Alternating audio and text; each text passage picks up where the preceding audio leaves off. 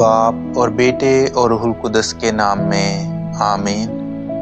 ہمارے لیے آج کی تلاوت اشعیاء نبی کا صحیفہ، اس کا 55 باب اور اس کی 10ویں اور 11ویں آیت۔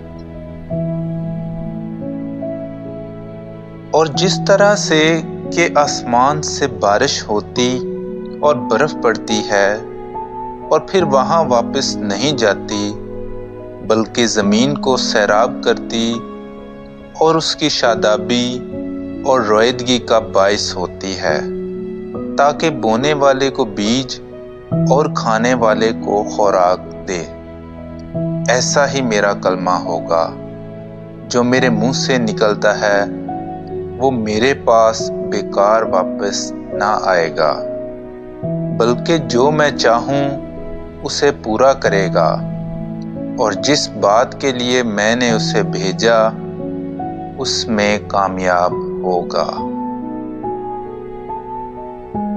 کلام اقدس کا پڑھا اور سنا جانا ہم سب کے لیے باعث برکت ہو۔